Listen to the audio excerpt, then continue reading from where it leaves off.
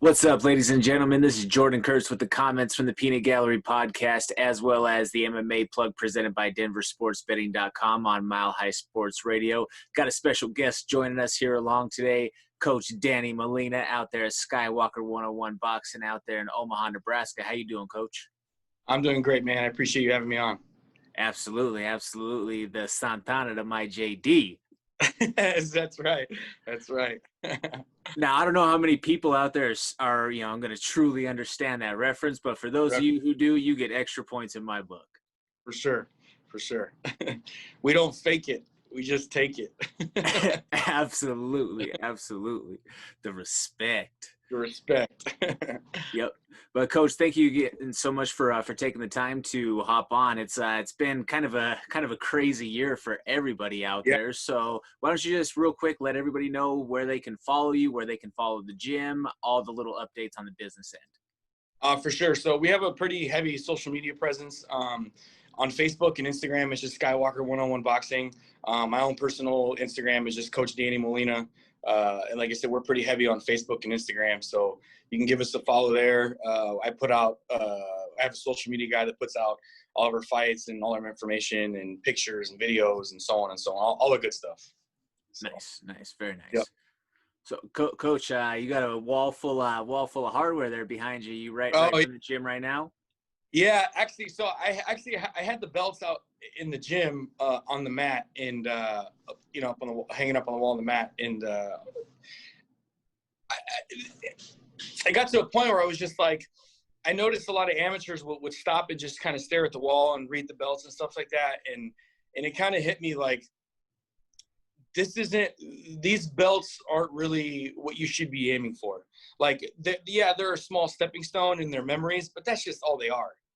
When I have a really good, seasoned amateur that's looking to turn pro, I didn't want him to look at this belt and be like, all right, like, I'm going to win this belt, and then I think I'm the biggest fish in the small pond, and I'm done.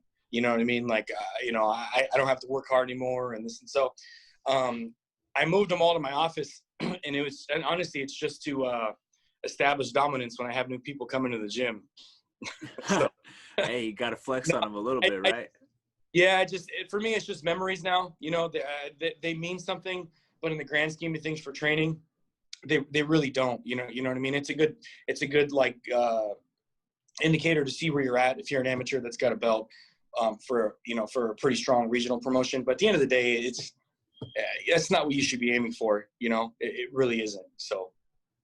Pretty crazy though. I mean, Omaha of all places, in middle of Heartland America, you guys have arguably the pound for pound greatest boxer out there that's active right now, as well as you have one of the top light heavyweights who is one of your athletes in Anthony Smith. Like, pretty crazy in a small, just a small little pool out there that you've had fighters achieve that level of success. Yeah, it's pretty cool because I meet people from all around the world, and one of the first questions they ask is or names that they say is Terrence Crawford, because they know he's from Omaha and so. But even before those guys, even before Anthony and Terrence Crawford, we've had a lot of seasoned combat veterans. Ryan Jensen, Jason Brills, Jeremy Horn, even my assistant coach Scott Morton. And then on the boxing side, we've had guys like Grover Wiley that, fought both the Chavez, the senior and junior, and he actually beat senior. So we've had a pretty seasoned culture of fighting in Omaha, which, like I said, you wouldn't necessarily think, but we got pretty strong roots. That's awesome. So Coach, what got you started in combat sports? How did this journey begin for you?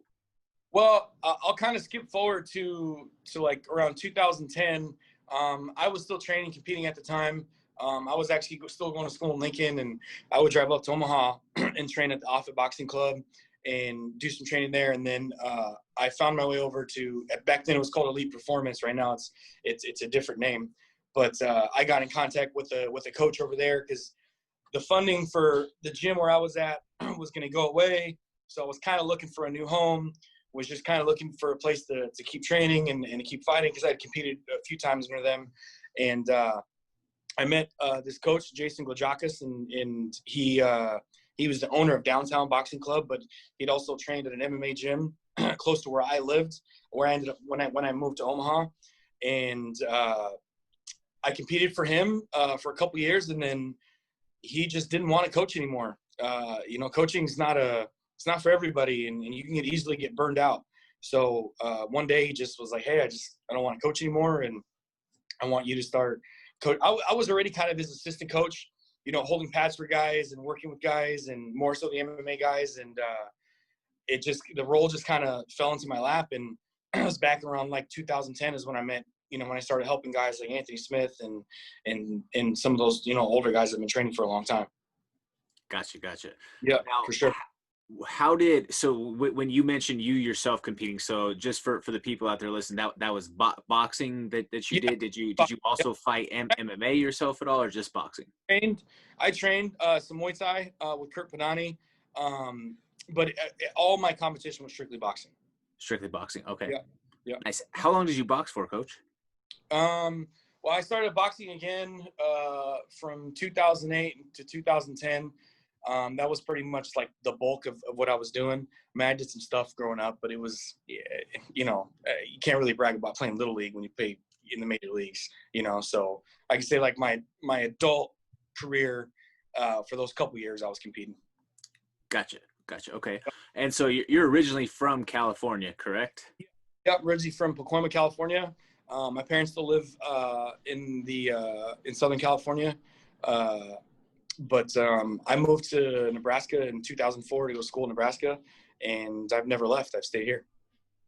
Just fall in love with the place, or what made you want to plant your roots in Nebraska? When I was a kid, I've always wanted to travel. I've always wanted to see the world. I've always been intrigued by different places, and I didn't want to get caught up. When you're growing up and you see the guys, you grow up in your neighborhood, and you see the guys that stick around and they're still going to their high school football games, and they're still, just kind of beating around the bush, not really doing anything in life. I didn't want to be one of those guys.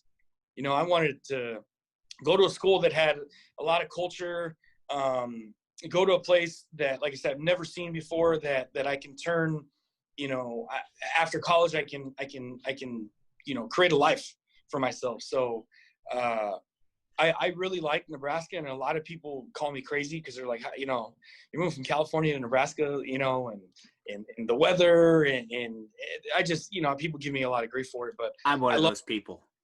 Yeah. No, man, but I love Omaha. I think it's a great place to live. It's a great place to raise a family. If you want to start a family, it's a great place to start a business. You get all four seasons. I just like it, man. I'm in the middle of everywhere. It's easy to travel. Our airport's small, and I travel a lot for work and for leisure. But I like it, man. I love Omaha. I think it's a great place to live. Now, you kind of hit on it a couple of times there. Where is your, I guess, in all of your travels, where has been the highlight of your time exploring the world? It's a great question. I've been to Italy a few times the last few years, and I'd like to see more of it. I love the food. I love the culture. I love the architecture. I love their pace of life. Like, you can go into a big city in New York or LA, Chicago, and you can have lunch, and everything is just so fast paced. Everyone's on their phone, and it's just so loud, and everything is, like I said, just really, really fast paced. You can go to places in Europe and just have lunch in Rome or Krakow or Stockholm, and everything's just chill. No one's in a rush. People are talking to each other. They're conversing. Like, there's actual human interaction. So for me, I really like that about Europe in general. But my favorite places have to be Venice, Italy. I think is one of the most beautiful places I've ever been. One of the most peaceful places. I really liked Poland. I got the chance to go to Poland a couple years ago, and like I'm a big World War II guy. I'm a big history buff. I was able to see Auschwitz concentration camp, and that was a pretty life-changing experience. Very, very humbling experience. I was able to see the Holocaust Museum in DC when I was a kid, but being at like an actual concentration camp is just and it gives me the chills just thinking about it, talking about it. But it's just words can't describe the feelings you get, just listening to the stories and seeing firsthand, where these people suffered. So, but outside of that, Poland is a very beautiful country. Same thing there too. Food, culture, architecture, the pace of life. I love it. I'd like to see more Germany. Anthony fought there in Hamburg in 2018, and I've been to Berlin as well, but I'd like to see Munich and Frankfurt and some of these other towns. So I have like a long list of places I want to go, and like I said, I've been pretty fortunate to visit some pretty cool places. In the States, I like going to Portland. I think Portland's a really cool town, really good food town. I'm a fat kid at heart, so yeah, I love, going to New York and eating pizza, or, Chicago, going to Giordano's, or, I'm a Philly guy, so, I love eating my Tony Luke's or whatever. So, yeah, man, I'm pretty fortunate. I'm very fortunate, very lucky. So I'm a big food guy too, so I have yeah, to ask you, what's been if you could right now, if it were money's no option, no anything, you could right. teleport to one place and have that, like, the best meal that you've had while you were on your travels, where would you go back to and what's the meal? Honestly, man, it'd probably be Italy.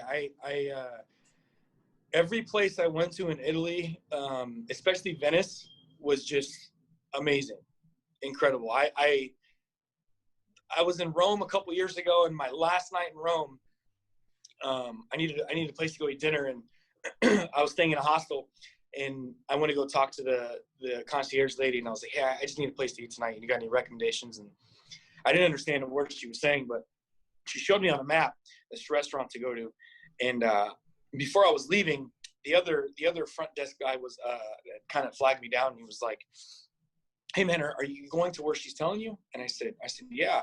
He goes, are you by yourself?" And I said, "Yeah." He goes, "Be careful, man." And I'm like, "All right," like, and he's like, "Just be careful, just, And I said, "Okay." So it was about a 10-minute walk, and the door was like slightly open, and this restaurant was like in a basement, and I like opened the door, and I'm like, "Hello," and I heard, somebody say, "Down here," and surprisingly, I was pretty lucky. The guy spoke English, so I went down, and guy sat me down, and there was like 6 or 7 tables in the whole place, and there was one other person eating in the restaurant. Bigger Italian guy, had a suit on, kind of a clean cut guy. He's a little older, and he kind of looked at me, nodded my head at him, and guy came out, took my order, and guy took my order, and same guy took my order was cooking my food. So he went back to the kitchen, and he's cooking the food. Yeah, he's like going back and forth between, like, serving me drinks and bread and stuff like that. And I remember I had like ravioli, and I had some sort of pasta. I remember it was just like the best food I ever had. And when I was leaving, I asked, I was like, "Hey man, can I have my tab?" And he was like, "Oh, no. And I was like, "Okay." And he's like, "I'd like to pay." He's like, "No, the guy paid for you." And I was like, "What guy?" And he was like, "The guy that was sitting down." And I was like, "Oh, he did?" And he's like, "Yeah." I was like, "Oh, that's cool. It's pretty dope." And he's like, the guy got really close to me. He's like, "Hey man, are you in the mob?" I was like, "What?" And he's like, are you a mafioso?" And I was like, "Nah." And he's like, "Oh." And I was like, "Why?" He's like, "That dude only pays for like his boys and his guys." So I think that's why that lady or that guy was like, "Hey man, like, be careful, you're by yourself," because this lady just straight sent me to like a straight Italian like To a mob mob spot. yeah, in Rome, and it was pretty cool. It was pretty interesting. Yeah. That's awesome. So, I mean, it's an awesome but story though. yeah, it's hard, man. Like, um, I'd say any place I've eaten at in Venice, um, and for me, man, it's I'm a hearty guy. So anything that my grandmother would have made me growing up, or my mom would have made me growing up, that's what I would choose first. So first, definitely. Gotcha. Yeah. Now, you mentioned that there's a lot of places that you would want to go Yeah. if that were the thing, like boom, again, you win the lottery, Yeah. don't have to worry about anything. Where would be Sure. the first trip you take? It'd be to Egypt. It'd be to Egypt. Egypt. Yeah, I've Okay. been reading about pyramids since I was a little kid. So uh, it's unfortunate right now with COVID hitting so hard. I know they have like curfew times, and their Grand Egyptian Museum was supposed to open up right outside of Cairo this year, and it doesn't look like that's going to be able to happen. But for me, man, it'd definitely be the pyramids. Like I said, it's just something I've always I've read books on the pyramids when I was a kid, and I'm one of those guys, man. I'll go down the rabbit hole at 3 in the morning, on YouTube, Oh, yeah. I will do on the same thing. yeah, man. So for me, that's definitely a place I would go. Greece as well. I'd love to go see Santorini, and I'd love to go see Athens. I'd definitely like to see Greece, and also Finland. I'd like to go to one of those Arctic resorts where you get to see the Northern Lights. During certain times of the year, they have like those glass igloos and stuff. I think that would be pretty cool. So for me, it'd definitely be those three places. And I can't forget. There is one place stateside I would like to go. That would be Stamford, Connecticut, because I'd like to go to the Jerry Springer show or the Steve Wilkos show. That's like been a bucket list thing for me for a long time. Yeah. So Anthony and I, we joke about that all the time. How we want to go, and I've always pictured in my head just us sitting front row, like throwing stuff at the people on stage. Like when Steve Wilkos tells people, "Get off my stage, scumbag!" I'll be the first one to be like, "Yeah, get your ass out of here." For me, that's definitely one of my bucket list type deals. So for Nice. sure. That'd be a fun experience. I can't even hate on that one. And it's funny, every year people are like, my parents or whoever, they're like, "What do you want for Christmas?" And I'm like, "Man, I want Steve Wilkos tickets." And they're just like, "Ha ha ha!" And I'm like, "No, I'm not joking. I really want to go to the show." Like I'm being Yeah, serious, actually. I'm being serious. Yeah, for sure. So So yeah, there's a lot of places, man. When I retire, I'm a big football fan. It's kind of a down year for my Eagles this year. It was a rough one last night. I'd like to follow them for a year and just go to, as many NFL stadiums as I possibly can. I've been to a bunch of them already, but there's definitely a few I still never been to. I'd like to see. So especially with all these new stadiums being built, like I know next year the Eagles are supposed to play in Vegas, and I'm just really hoping they're going to have fans for the 2021 season, because yeah, that stadium looks incredible. it does. Yeah, right. So, I had a buddy who was a welder on the stadium project, and I told him that well, the only way that I would have approached that situation as a Broncos fan is I'd have had to go and leave a little present right where the 50-yard line is. Once they continue the construction and all that, it's going to bury over. But for the rest of my life, I will still at least have that story to know that I let the Raiders know what I think of them as a Broncos fan right there in the middle of their brand new shiny stadium. Yeah. It's crazy because, I'm a diehard Eagles fan, but I love the NFL. I love watching football. But it's like, man, how shitty is it to be a Raiders fan and you already lived in Vegas, and they built this beautiful, Death Star looking freaking stadium. Mm-hmm. COVID hits and you can't even go to a game. That's Absolutely. just life of a Raiders fan, I guess. Yeah, So, it summarizes it perfectly for them on that. right, yeah, and it's crazy because I have a lot of family in California. I have a lot of family members that are diehard Raiders fans. Oh, I bet. And my mom's brother, my Uncle Eddie, he's a huge Raiders fan. And he goes to games.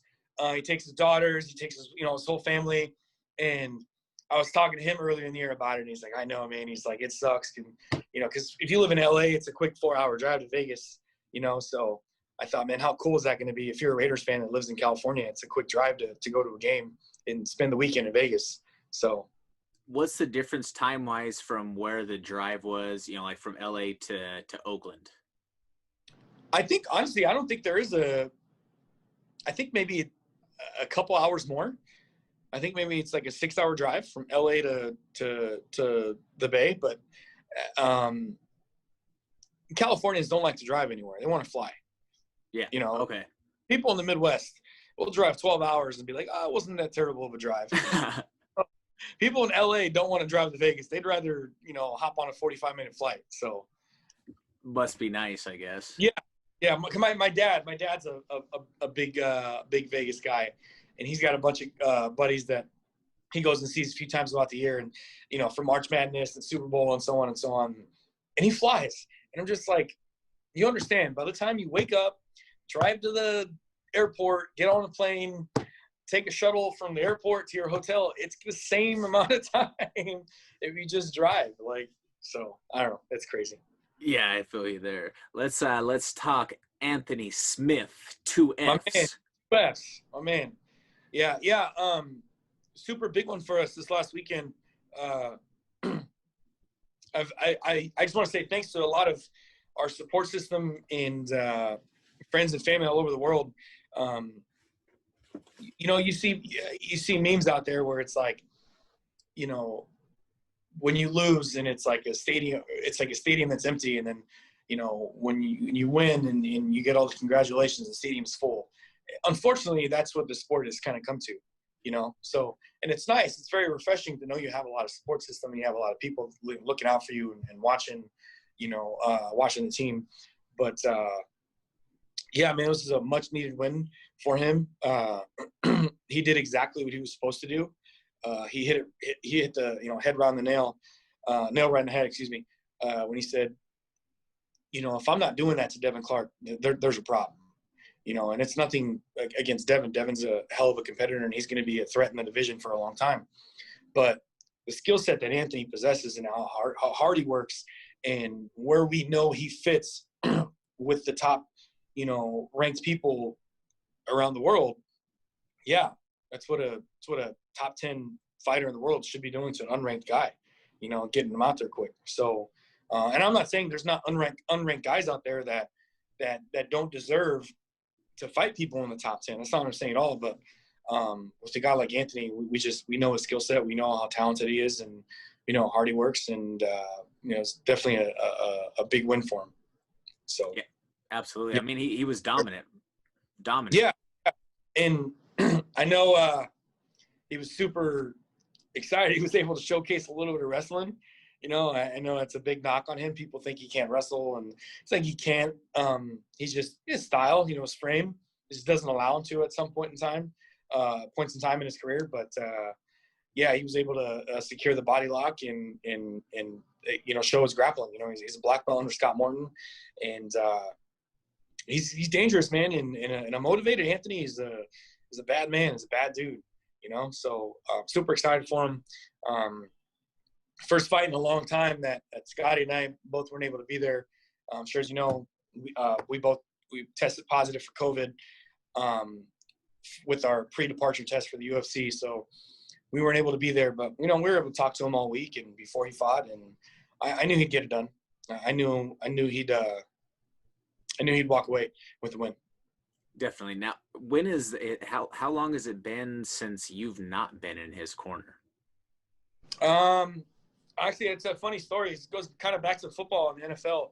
When he fought Thiago Santos, that was in Brazil.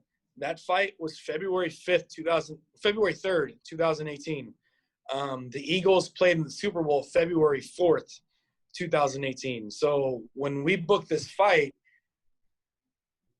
I kind of had a feeling the Eagles might go to the Super Bowl. I just had this intuition, and Carson Wentz was killing it. They were 11-1, and then he got booked right after right after Carson Wentz got hurt. So they still went on to beat the Rams, and then they finished the year off with Nick Foles. And I told him a couple weeks before the Vikings game, I said, hey, man, I don't know if I'm going to be able to make this one. And he was like, why? I said, if the Eagles win this game, I'm going to the Super Bowl. So sure enough, the Eagles beat the Vikings in the NFC Championship game, and I ended up going to the Super Bowl in Minneapolis. So that was one I hadn't been in this corner. But before that, I can't even remember, honestly. It's been a crazy journey, but I've been there for the bulk of them the last 10 years. Now, you guys are close on the mats, you know, in the gym, away as outside the gym. Are there any good 2F stories you want to share? Stories? Yeah, for sure. Because like I said, Anthony's not only, you know, an athlete of mine, but he's also, you know, one of my best friends, and in you know, somebody I spend holidays with him. And it's actually a funny story. A couple years ago, I was in Vail for Thanksgiving. Usually I pick a holiday that I don't go home to see my parents. And I usually go to Vail or Breckenridge or Estes Park, and I just get a cabin and I kind of decompress for a few days. I bring the dog. I do some hiking, you know, just some alone time, some downtime. Well, a couple years ago, I go to Vail, like I said, for Thanksgiving, and I give him a call on Thanksgiving Day, and he doesn't pick up the phone. He calls me back like 30 minutes later, and he's like, he answers, and he goes, hey, man, he goes, my mom is not happy with you. And I'm like, what? Like, what are you talking about? Yeah, it's like, man, she's not happy. And I was like, why? He goes, we're like about to eat dinner, and his mom's like, where's Danny? He's always here for Thanksgiving. And Anthony told her, oh, he's in Colorado in the mountains, you know, hanging out. And she was like legitimately upset that I wasn't there. So now that's kind of like an ongoing joke for us. It's like, you know, hey, what are you doing for Thanksgiving? Or hey, what are you doing for Christmas? Like, my mom is expecting you to be there. So, like I said, they're kind of like my second family, and they are family. But I always think that is really funny, because as much as I was like, my heart, you know, it's like when your parents tell you you're disappointed, or your parents tell you, hey, I know what you did. It was kind of one of those moments, because he was like, my mom she's not happy. I was like, I didn't do it. I don't know what I did. I felt so guilty without knowing what I did. But he fought in 2000, I want to say 2015, 14 or 15. He fought in Atlantic City for CFFC. He fought a guy named Tim Williams for the belt. He fought him once in Philly, and then they rematched a few months later in Atlantic City. And there was a lot of build up to the fight. Tim Williams was a local, you know, he was the South Jersey Strangler, I think is his nickname. You know, he was the local hometown guy. And he was a black belt in jiu-jitsu, and that was kind of his thing, is, you know, he was a jiu-jitsu guy. And Anthony, I think, was still a purple belt or a brown belt, and Anthony reverse triangled him the first fight. And there was just a lot of back and forth going on. And so Anthony rematches him in Atlantic City, and Anthony TKOs him in like the first minute of the fight. And I remember we're walking out, people are throwing shit at us, talking shit, you know, this and that. His family's yelling at us, like every which, you know, word in the book. And Anthony finishes them. And I remember the security team was so worried about us leaving the arena. They didn't let us out of the cage until every single last person in the arena was gone. Really?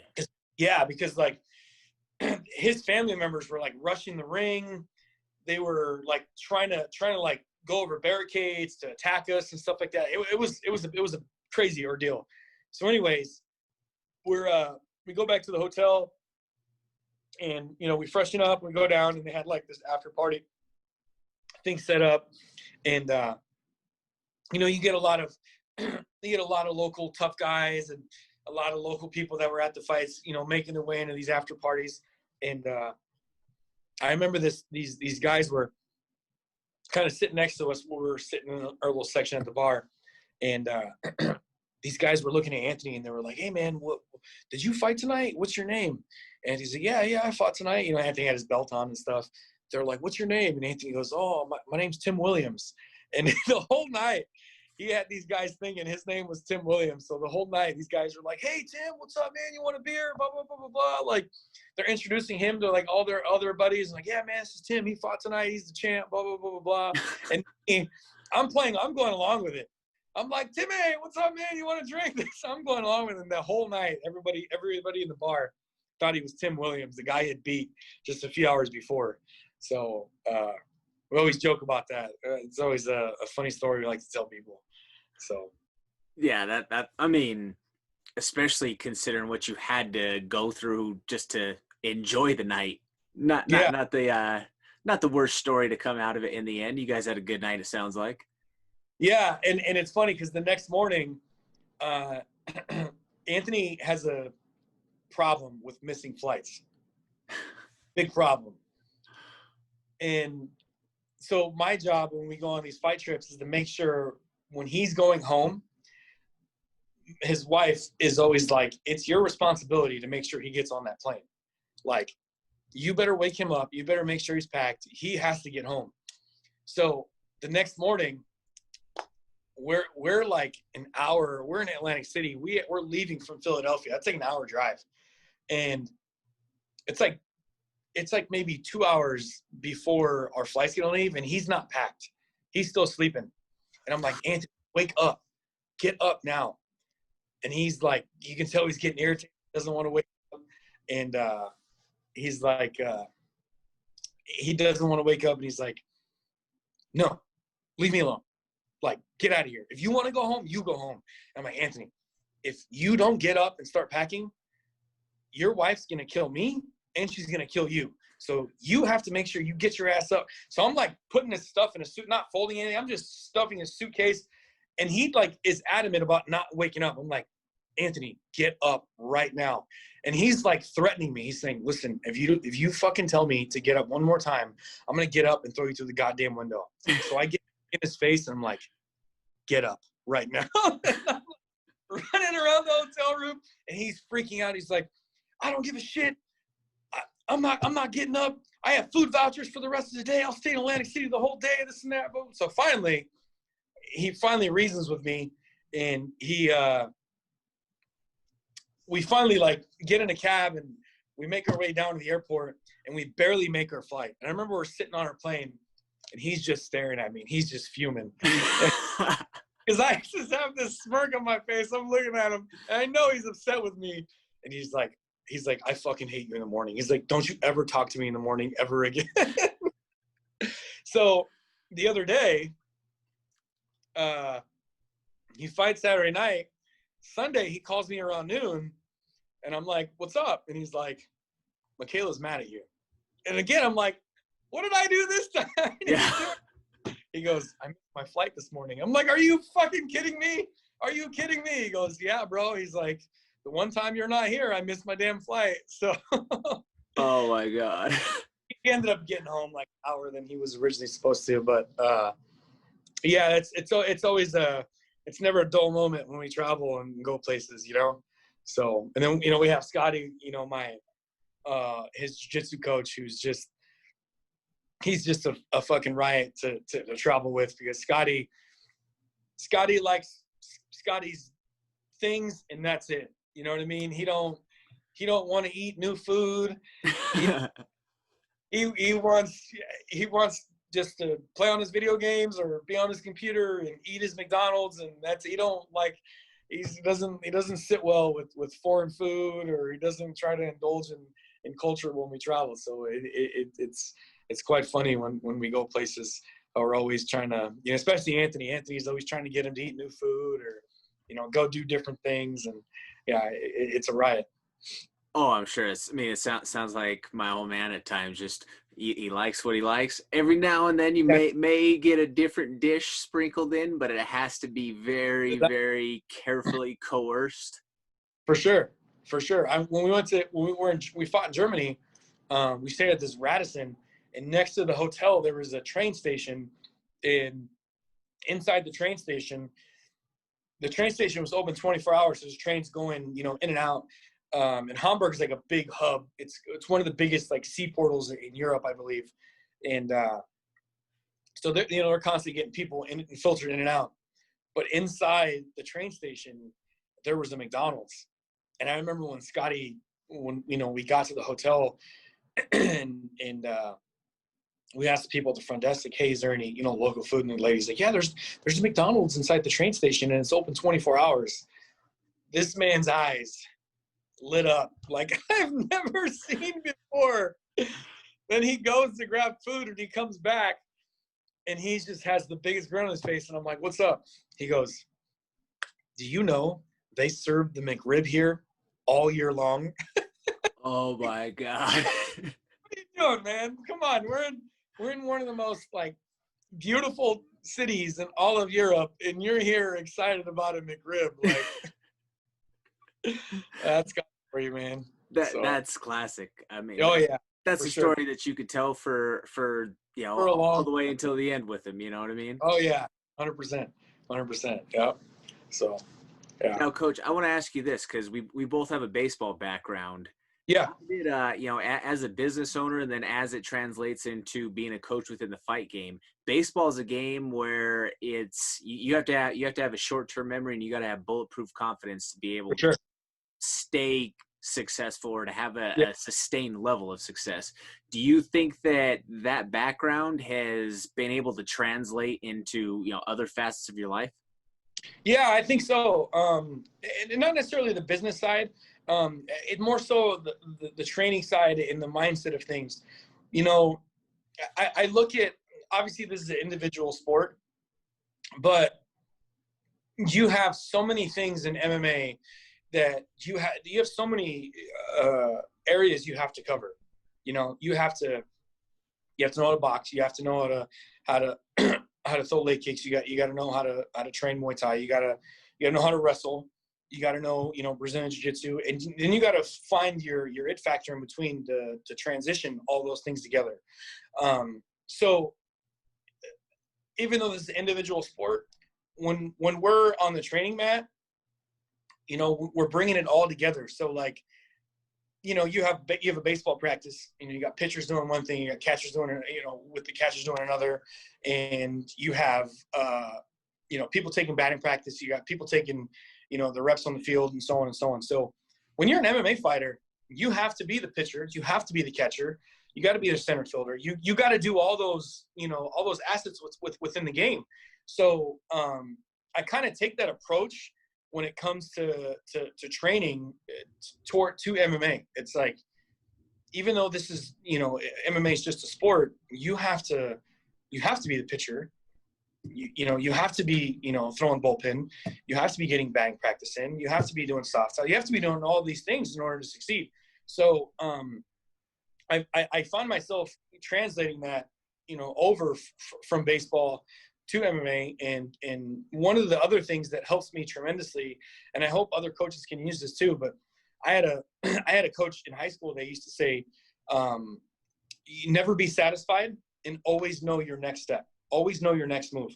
If you're playing center field and there's one out and there's a guy on first and the ball gets hit to you, where are you throwing the ball?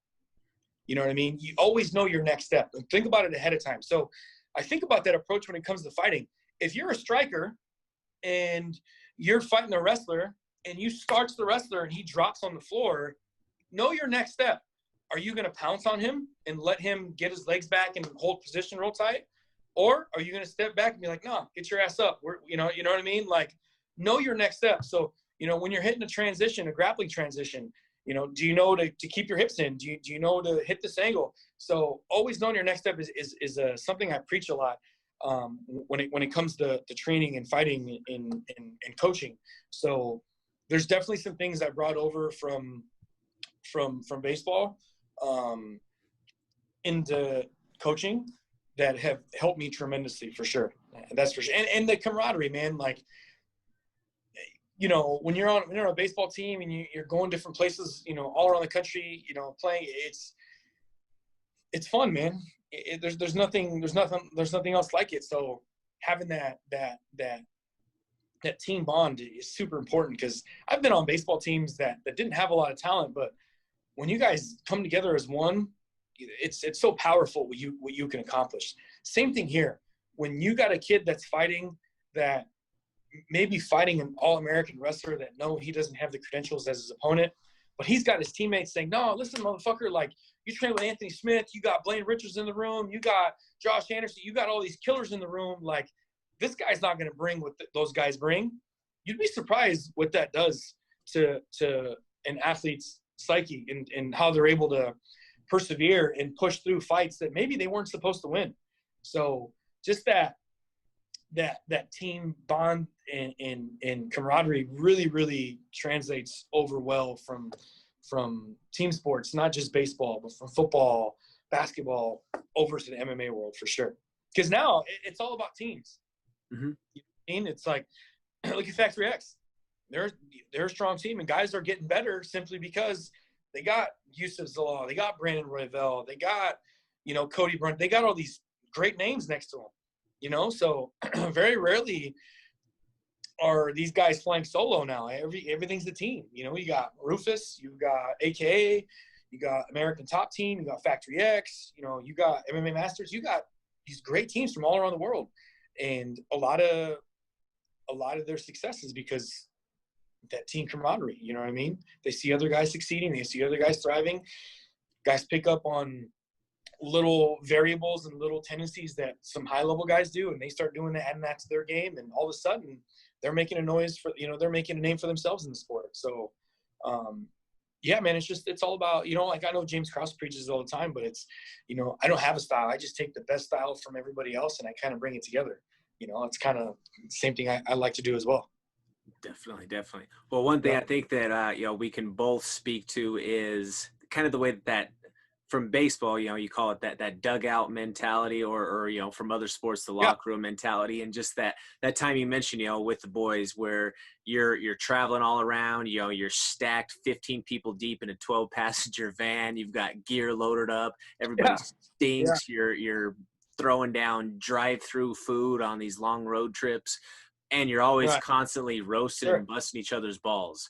I feel like that's something that we've always been able to do just pretty freely. And I might have had, you might have had one of the best roasts on me that I've ever had in my entire life when we were out there in Nebraska. I don't know if you remember it or not, but yeah, that one still stings a little bit. I was like, God, that was good. That was so good that I had to take a minute to be like, he got me, man.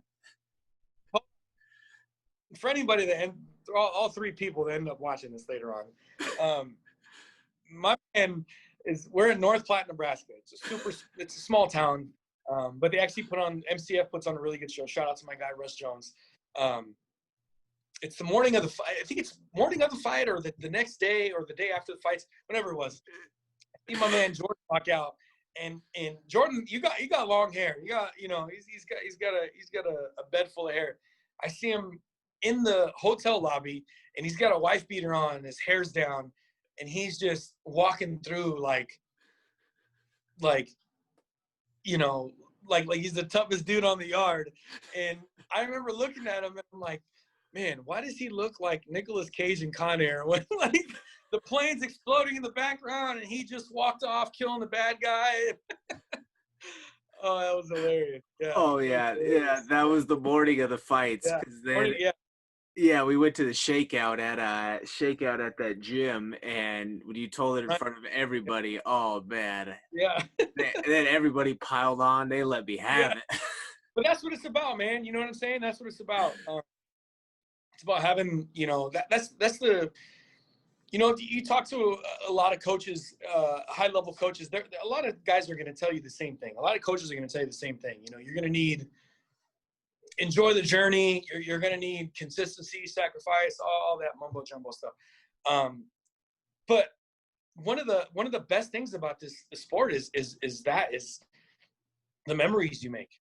You know, just the crazy fight stories and the fight trips. And it's like, you know, when Anthony was fighting John for the world title, I think I did a thing with ESPN, and they were asking me, you know, what's this moment feel like? And I remember saying, like, it doesn't feel real, because it's like, I remember driving, you know, 15 hours through snowstorms to make $500 on an Indian reservation with Anthony, you know, and by the time we got home, our money was gone because we blew it all the night of the fight, you know, to now fighting for a world championship. And it's like, that's what you do this for. You know what I mean? To have stories and to have memories, like, you know, to tell the younger fighters, to tell the next generation, to tell your kids or whoever. So that's like my favorite thing about this sport, man, is just having everybody around and everybody safe and sound, and going to compete and just having fun, man. You know what I mean? And that means a lot to me as a coach, because, you know, my gym, we're kind of known to be a little rough around the edges, and to have have some of the guys that are from the other side of the tracks, and like everyone has a story. But I love taking those individuals that are just looking for direction in life, and then, you know, having them in the gym and having them compete and having them go on these fight trips, just so, you know, they have a positive experience and something they can go home and tell their family or their kids or whatever.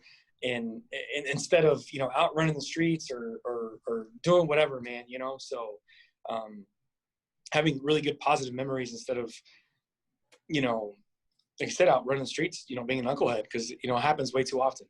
Oh yeah, definitely. For sure. Coach, we've covered a lot of great topics, had some great conversations so far. I want to circle it back to one thing, since we are in the holiday season. Yeah. What is your favorite traditional holiday food, or, you know, foods? What is your go-to during the holiday season? Like, this is something that, you know, from whether it's Thanksgiving to Christmas or any time in between, what is something that you just have to have? It's crazy, because people that know me, that know I'm a big steak guy. I can eat ribeye steaks every day the rest of my life. I can eat prime ribs, so on and so on. But for me, as I've gotten older, the one holiday thing I love eating or drinking the most is abuelita hot chocolate. So just, you know, I was really close to my grandmother, and she passed away back in 2015.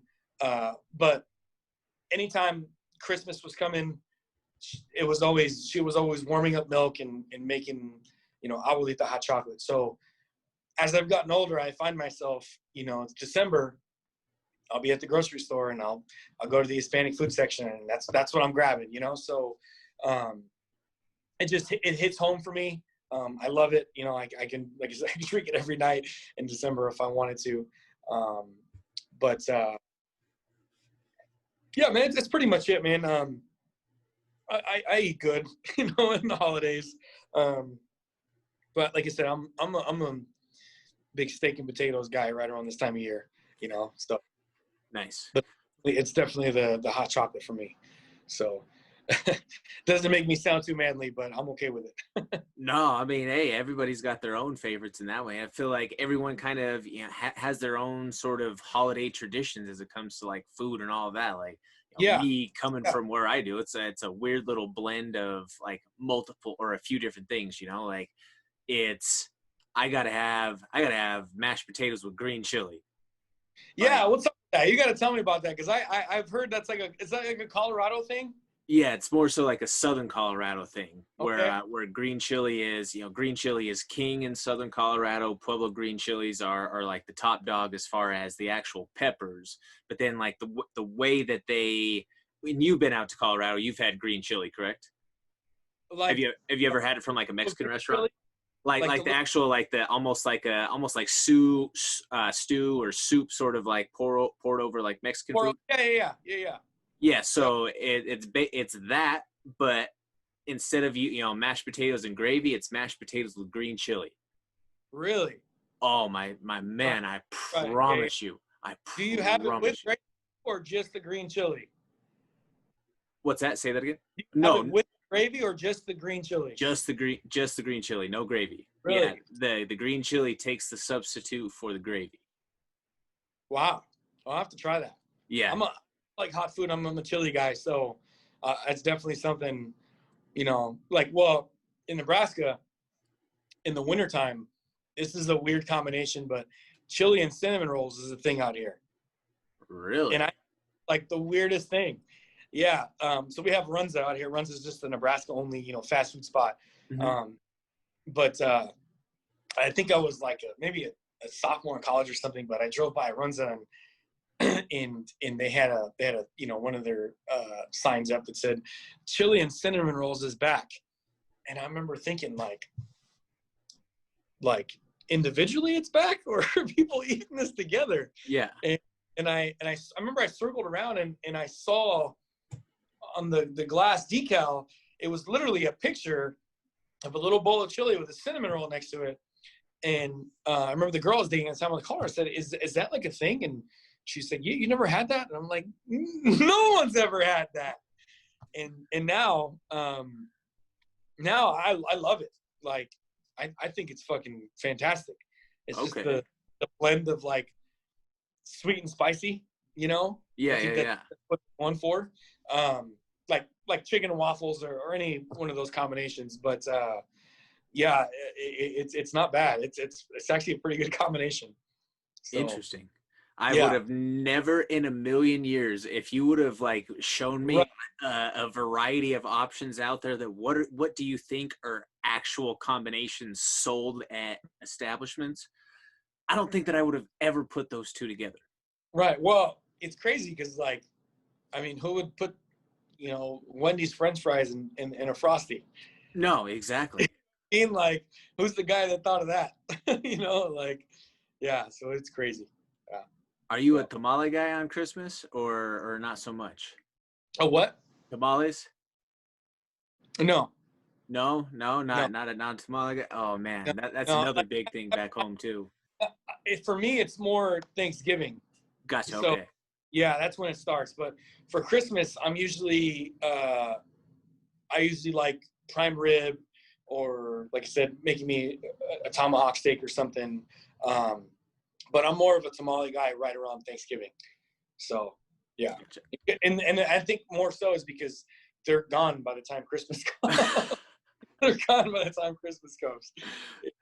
Nice. So I just had some the other day. I was driving to Target and there was a tamale truck, and it was a churro tamale truck, and I stopped and pulled over and got one of each, and it wasn't bad. I was like, I don't live at home, obviously anymore. Yeah.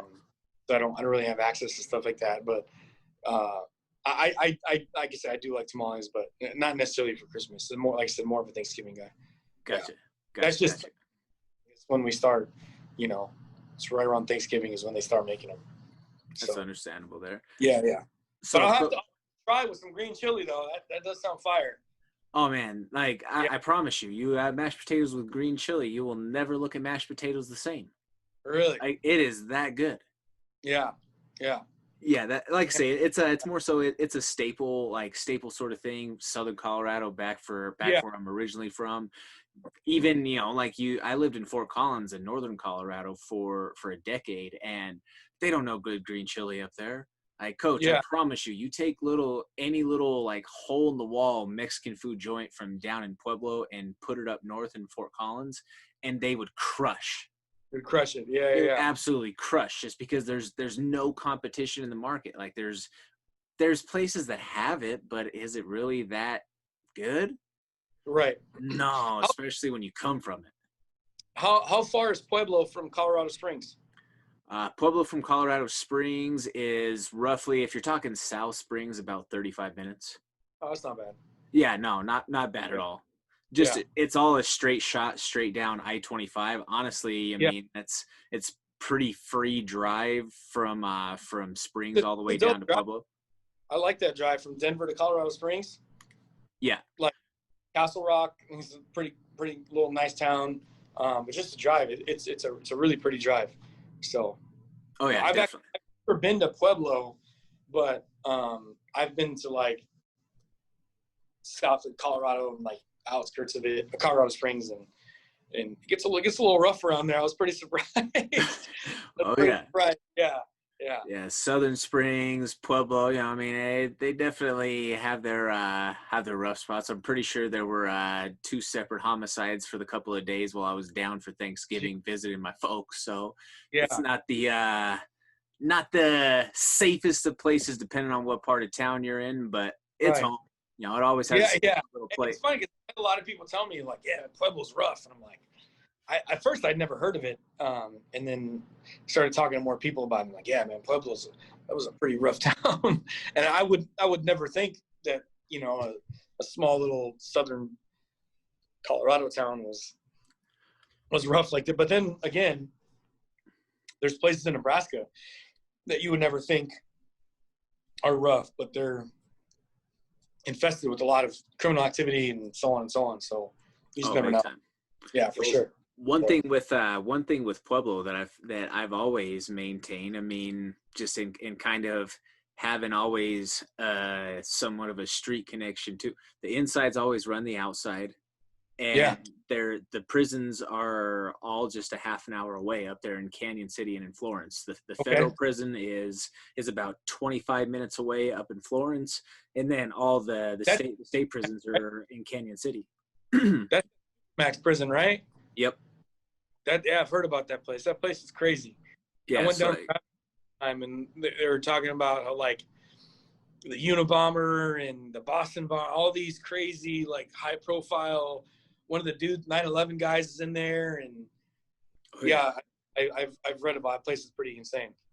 One of the and when it really started getting super bad in Pueblo, not all too long ago, when there's always been its rough points, but when Pueblo made like the New York Times for bloodiest city per capita, like all that sort of thing a few years back, that was not too long after the leader of MS-13, or one of the leaders or high-ranking members. I don't know if it's the leader, but one of the high-ranking members of MS-13 got transferred. Yep, exactly. And I mean, where I grew up, like there's a lot of 13s because there's a lot of Sureños. Yeah. But there started being different 13s and like different tags that showed like 1s and 3s. Like, this isn't the same 13 that like I grew up seeing all over the place. Yeah. And so then not too long after he was there, then obviously starts getting more bloody, and then Pueblo is one of the worst places for fentanyl out there in the country now. So yeah, man, like there's it's a mess in a lot of ways down there. But for sure. Yeah, I mean it's sad because there's you look at places like that in and there's gonna be crime everywhere, there's gonna be drugs everywhere and gun violence everywhere, but it's like it's just a vicious cycle because you think about the kids growing up in these towns, and it's like that's all they see and that's all they know, and they think there's no way out, and it's heartbreaking, and I mean it's sad that kids got to get exposed to shit like that, and so much potential I'm sure gets wasted because people get caught up in drugs or whatever. So it's sad. I always think about that, man. I always think about, man, like I wish there was something, there was more, I grew up going to the Boys and Girls Club, and I wish there was more, community rec centers and Boys and Girls Club and Teen Challenge. And there's different programs, for these kids that live in these towns to just a safe place for them to go to learn how to box, to learn how to wrestle, to learn how to, how to fight Muay Thai and so on and so on. So, it's crazy. It's crazy stuff, man.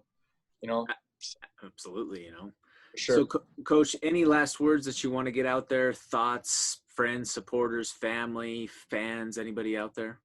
Yeah, I just I'm pretty lucky, man. I'm pretty spoiled here in Omaha. I have a really, really strong support system, and anytime I give thanks, I was in the service for 12, 13 years. I was in the Army Reserves, and I remember I went to it was a promotion ceremony. A guy was going from colonel to 1-star general, and I remember he got up on the podium, was making a speech, and he kept saying, "This isn't about me." He's like, I did nothing special. I just did my job. This is for all the people that were on my teams and in my companies, in my platoons, and so on and so on. You know, when I gave direction, they did it. They did the work. And it's like, anytime I give thanks, I always think about that. It's like, I just come to work and do my job. You know, the fighters are the ones that are going out there putting their lives on the line and grinding and doing this and that. Like, I'm just taking, you know, the all the experience I have and all the training I've done, and I'm taking it, all the best things I've learned throughout my journey, and I'm bringing it all together, and I'm passing it down to my athletes. And I wouldn't be able to do my job if it wasn't for my support system. It wasn't, you know, for our team sponsors, for Soldier Sports or Nissan of Omaha or Good Life Construction or Max Muscle, all the great, you know, sponsors, and I have such a strong support from my family. It's actually a funny story. You know, I'm sure you see on social media, I'm always joking about recycling in the gym. I'm a big recycling gym. I want guys recycling. I posted on Facebook or something last week that I wanted a new recycling bin for the gym. A couple days later, my uncle's in California sends me a Christmas gift, and it's a freaking recycling bin for the gym. And he's like, hey, man, I just want to say, you know, I'm proud of you, this and that. You know, anything I can do to support the team. It's just little things like that, man, that really it humbles me, because I'm so blessed with the support, and I'm so proud of all my athletes and all their hard work. And you know, it's not easy. It's not easy being a fighter, especially this year in this climate. You know, there's a lot of guys that trained all year long and weren't able to compete for one reason or another. So it's not easy coming to the gym, grinding and trying to get better every day when you got a lot of other shit going on. Especially, like I said, with this pandemic, you know, there's a lot of uncertainty. So I just want to say thanks to, you know, like I said, all our gym sponsors, all my athletes, all my close friends and family that, you know, are always supporting me and supporting, you know, when we have big fights and stuff. That, you know, that's like my favorite thing, when it's fight day and I get a text from my mom in the morning that says, good luck tonight, son, you know, kick ass, blah, blah, blah. Like that's what I live for. You know what I mean? Like, I don't need much in this life. I just, that's all I ever need. So, and you, man, and you know, Peanut Gallery, you guys have always, you know, supported the gym and you know, with content and supporting Anthony and supporting my athletes, whether it was North Platte or wherever. So, so I'm pretty fortunate and pretty lucky and pretty blessed, and I'm super thankful, and I'm excited for 2021. I'm hoping for some normalcy. I'm hoping that, you know, anybody that's going through some tough times right now, that always remember, if you're alive today, you've survived 100% of your worst days, and that should be motivation right there to keep going. So I love that quote. Yeah, man, and it helps me so much, man. It helps me, you know, to get through certain days when times are tough, and I'm dealing with, you know, you got fighters and their opponents pull out the day of the fight, or, you know, I got COVID and I can't corner Anthony, or whatever, man. And I always think, man, like, I've survived a lot more. I'm going to be fine, you know? So, yeah, man, that's pretty much it. So that's pretty much it. Absolutely. Coach, one last time. Go Eagles. Go Eagles. Go Eagles. Yeah. I don't know if I can endorse that one, but I can't really stand on too much as a Broncos fan right now, considering we played without a goddamn quarterback. So I don't know how. Listen, I'm not a conspiracy theory guy. I'm not. I get it, but I think it's a little funny how the NFL is trying to push for Lamar to play, yet the Broncos can't have a goddamn starting quarterback. Like, how far are you going to push them back, and how screwed are the Steelers going to get, having to go all the way till Wednesday, then you got to turn around on Sunday and play again? Monday. Right. Well, I think they'd move that Sunday game to Monday. They gave them the extra day, but still, it's like, even if you have still, coach, I mean, yeah, it's not fair. And I get it. Life's not fair. And if you're a high level athlete making millions of dollars, you should be able to provide and roll with the punches and so on. But it's like, it's like you're giving him the Brady treatment a little bit. You know what I mean? And I hate pulling that card, but because I like Tom Brady, but it's like, come on, man. Like when's enough? Like, you know? Mm-hmm. So Yep. yeah, it's definitely an interesting season, man. I watched that game last night. Kills me because it's like I'm a big Carson Wentz guy. I believe in Carson Wentz, but it's like, can you put a blame on a guy that's been sacked 46 times because he's had 10 different starting offensive line rotations, and all these guys are dropping passes, and he's passing to relative nobodies that are improving. It's like, how much can you really put on that guy? Now, can he make better throws and make a little bit better decisions here and there? Yeah, probably. But it's like, this isn't a team sport, or this isn't an individual sport. It's a team sport. Like, you got to win in the trenches. You have to win on the offensive line. Your quarterback needs time. You know what I mean? If you want your fast receivers to gain any separation and run good routes, that battle starts at the offensive line. So it's definitely frustrating because, like I said, I sometimes I have to put my fan helmet on, get out of my coaching coaching element, because I'm sitting there watching games and I'm like, all right, it's a Tampa 2 blitz. You better freaking run the seam route. You know what I mean? Like, I have to just be a fan. I won my Super Bowl 2 years ago. Don't get too greedy. Like, I feel like as a Broncos fan, I almost sold myself out on that one when we finally went that last year with Peyton, because I knew that was going to be his last year of being in the fold and playing. Like, I think me, along with a lot of other Broncos fans, made the dumb statement that I don't even care if we're terrible for the next couple of years, as long as we cash out and we get this one right now. Well, yeah. Be careful what you wish for. Yeah, because sometimes it comes true, and yeah. we have been bad.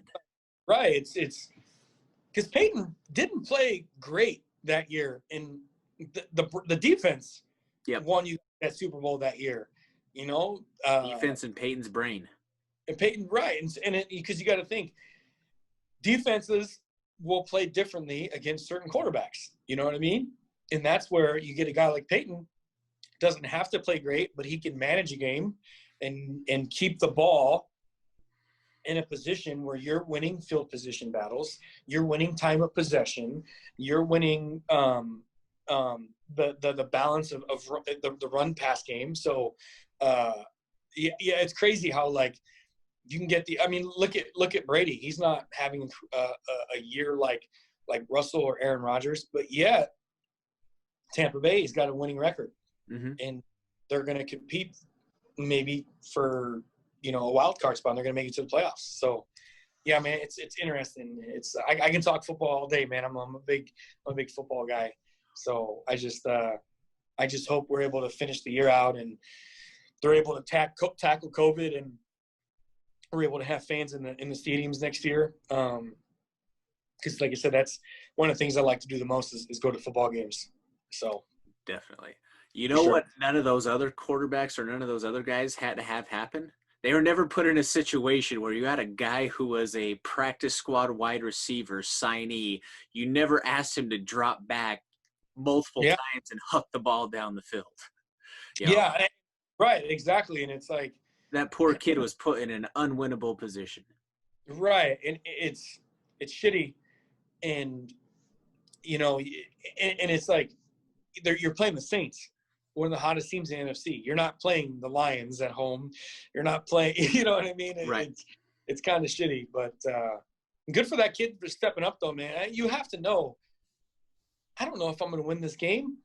I've never taken an NFL snap before, and I'm probably going to get creamed, but kid stepped up to the plate, man. You need guys like that next man up mentality. You need to have it. The absolutely got to salute him. Yeah, the Super Bowl team. They had Carson Wentz went out when he was the MVP candidate. Jason Peters went out. Darren Sproles went out. Jordan Hicks went out. Their leading tackle. They had so many, and it's just next man up. Who's up? Who's up? Who's up? So You kind of have to have that mentality. And that's where I think coaching is really big in the NFL. It's, you gotta motivate your guys, man. You got to be able to be a player's coach. So yeah, absolutely. Absolutely. who is the Broncos coach right now? Vic Fangio. So Okay. he was the D coordinator with the Bears a few years ago. Yeah. And then came over. But to give credit, the defense has played great. Or they've done a very good job throughout the year, but Pat Shurmur's offense, I feel like, this is just my opinion to it. Yeah. So take what it is, what you will, all you football fanatics. Yeah. You have not done anything to help your defense in that sort of, like case in point the other day. You have a kid who has never thrown an NFL pass, has never even played in the NFL up to this point. Right. And you're making him drop back and putting him in these low percentage throw situations. How are you going to expect him to know your route tree progressions from that side as a quarterback and to be able to react at that speed? Why not, if you want him to throw, why not call more high percentage plays, slants, screens, some of those bubble routes, those little things that give him some confidence versus making his very first pass that he throws a number or a throw down the sideline outside the numbers. Those little things like that just don't make sense. Well, you have to think a safety or a cornerback is going to be like, this kid's not used to stretching the ball like that. I'm jumping routes. Yes. You know what I mean? Exactly. I'm playing the ball. I'm not even playing the receiver because I don't know how accurate this kid is, and he's probably going to make some mistakes. So yeah, it's a little unfair to that kid to put him in situations like that. But NFL's crazy, man. NFL's it's a crazy year. It's a crazy year. Yeah, definitely. So one last time, Coach, where can people follow you and follow the team? They can follow my Instagram at Coach Danny Molina, and they can follow the team's Instagram at Skywalker 101 Boxing, and then Facebook Skywalker 101 Boxing. So like I said, we put out our information there, pictures, videos, upcoming fights, news, and stuff like that. So, yep. Awesome. Thank you so much for taking the time here today, Coach. Yep. Appreciate you having me on. Yep, definitely. So this is the Comments from the Peanut Gallery podcast. I am Jordan Kurtz. You can also catch me featured on the MMA Plug powered by DenverSportsBetting.com on Mile High Sports Radio. Host that show weekly with the voice of the Legacy Fighting Alliance, the one and only Ron Kruk. And you could also check out my weekly column on DenverSportsBetting.com. Thank you all for tuning in. Hit that like and subscribe button. Thank you very much.